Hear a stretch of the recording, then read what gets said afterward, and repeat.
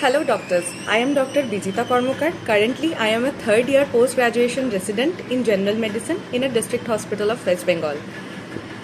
Currently, the counseling session is around the corner, so I thought of putting a video comparing DNB and MD. In this first video, I will talk about how to select your institution and how to compare between the courses MD and DNB.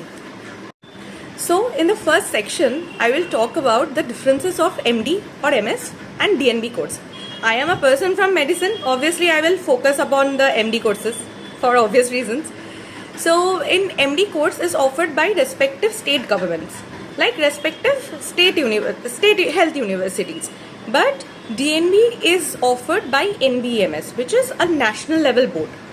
So if you do MD or MS in a certain subject, you can sit for DNB examination after that. But if you have already done your DNB, there is no need to go for MD or MS course in the same subject. Now coming to the next point.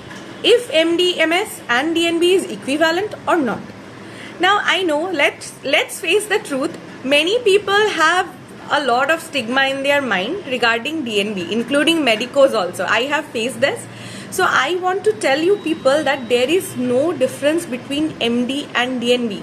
Both are post-graduation courses, and one thing which is, I will say it is a very advantageous thing about DNB, that it is recognized internationally, but MD or MS is not.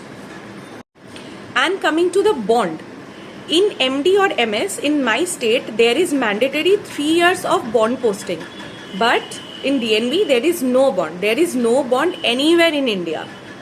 Now coming to stipend. Stipend will be same as the state government payment. Like if the MD or MS course students get 50,000, you will also get 50,000. There is no difference. But the pay grade will be higher in railway hospitals. Like in West Bengal, BR Singh pays more than other institutes in both government or corporates. Another thing or another myth. Everybody will say that passing DNB exam is very difficult, which I will say is not. It's definitely not. And in general medicine, the passing rate was always above 70%. Mark my word, it was always above 70%, and day by day it is increasing, and currently it is reaching up to 90%. There is another difference. MD or MS courses are always offered by medical colleges, whereas DNB courses are offered by medical colleges, ESI or railway hospitals, corporate hospitals, district hospitals also. So as you can say, there is very structured syllabus or structured classes in MD and MS courses for the residents.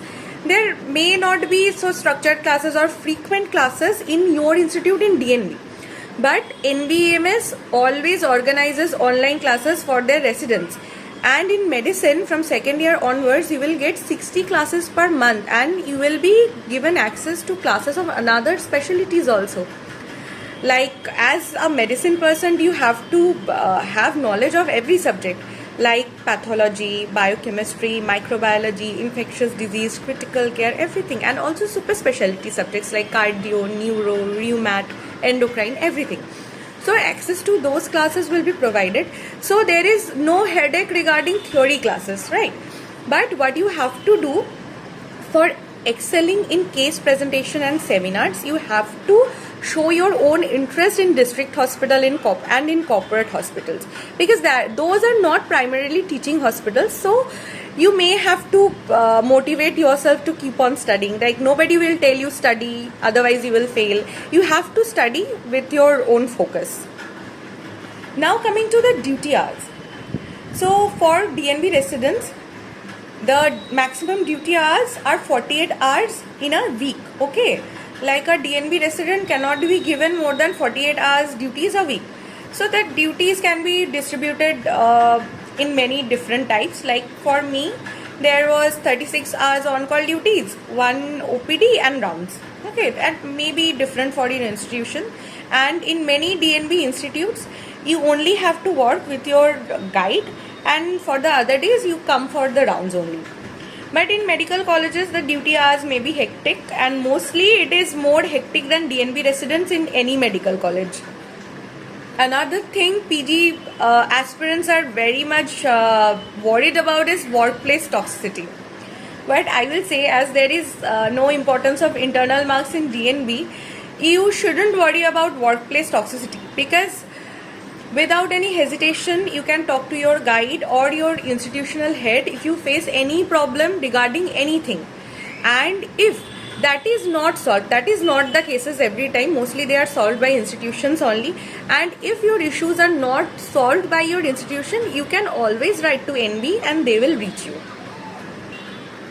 And in my experience, I am satisfied with academics of my institute. I am from a district hospital in West Bengal, and academics was pretty good here. So don't worry about academics, you will get ample scope to study. So if you want to take your desired branch, for this case general medicine, you can go for DNB. But what I will suggest, before joining an institution, take detailed overview of the institution from the first year PGs.